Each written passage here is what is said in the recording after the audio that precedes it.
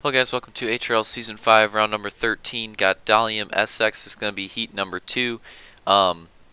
Becoming kind of a classic SX, I guess. I don't really know if you can call it that after 2 seasons, but one of our few returning Supercrosses. We've had a wide array of Supercross tracks. Like it always feels like it's different ones in these seasons, but this is one that's actually made 2 seasons. Here we go. Green flag. Interesting fun fact about this track. One driver.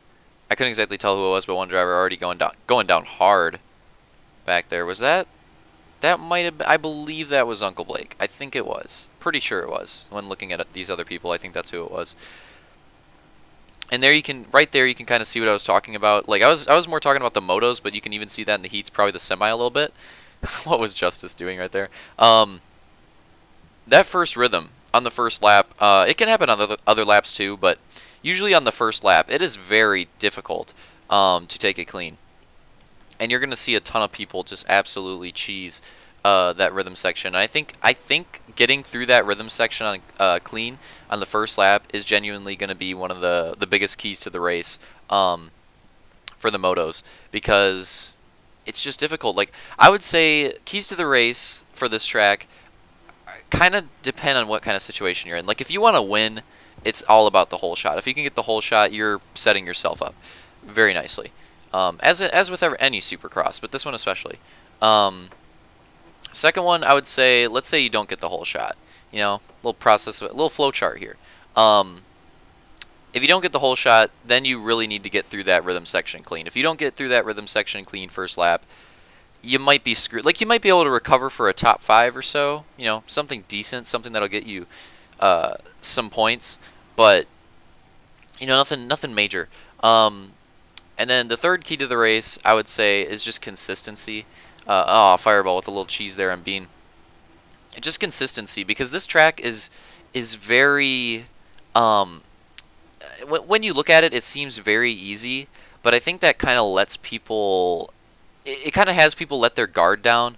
You know, they think, oh, this track's easy. I'm just gonna, I'm just gonna phone it in essentially. And that doesn't work, because if you do that, you're gonna make a mistake. That rhythm section actually does take some throttle control. And if you're not paying attention, you may screw it up. The rollover, kind of the same way. If you screw that up, that could be bad. If you're not paying attention, you could easily wreck entering the whoop section. I think people underestimate how possible that is. It usually happens to at least one person when we race here. I don't know if I don't think it's happened yet tonight, but in the motos, I think that might change. But yeah, last season I remember a ton of people wrecked in that area. Those I would say are the main spots. The finish line's kind of a big spot too, because a lot of people think you can pull off a pass there, and you can, but it's kind of a pros versus cons thing, because if you slide on somebody's inside there to pull off the pass, you might be able to pull off the pass on them, but you're not only are you going to slow down yourself, you're gonna slow down them and yourself, and in turn that person's probably going to battle super hard with you, which is just going to slow you both down. Nice contact right there, even more. And it's just not going to, it's not a very good, in my opinion, long-term move. You know, it may work for gaining one position if you really need that one position, but if you want to gain 2 or 3 down the road, I would rather go for a pass somewhere else on the track. Maybe after the whoops. You know, maybe here where Fireball pulls it off, low key. If someone makes a mistake, that's another spot. That double into the whoops into the triple. If you hit that wrong, you can screw it up, and it's one of those things you just have to watch out for. But yeah, interesting. It's going to be interesting. This track's all about consistency.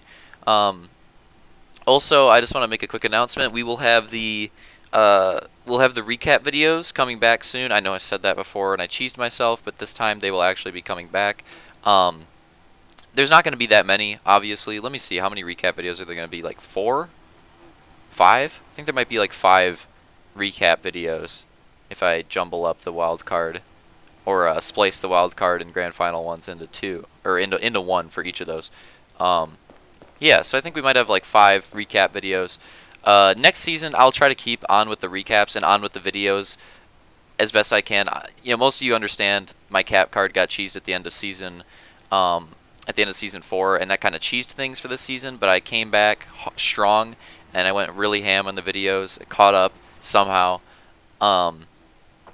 And yeah, it's very important to me that all future HRL seasons are cataloged in video because it's just kind of nice, you know. I think about some of the races I did in Reach, races in Halo 4, a lot of races in Halo 4, some Reach ones too. And I think about those races and it's like, man, I really wish I had some of those races on YouTube, you know. I really wish I had some of them. I wish I documented, because I had a video camera, even though it would have been crappy quality, I could have done it. And there he goes, there's the finish. It looks like Luke's going to take the heat win. Let's see who's in the Fireball Real Deal, and Bean going on to the semi. But yeah, it's just like, I wish I would have just, that's like one of my few regrets from Halo Racing, is I wish I would have done all that stuff in video, because it's always nice to look back at. But anyways, we'll continue this discussion in the semi. See you guys there.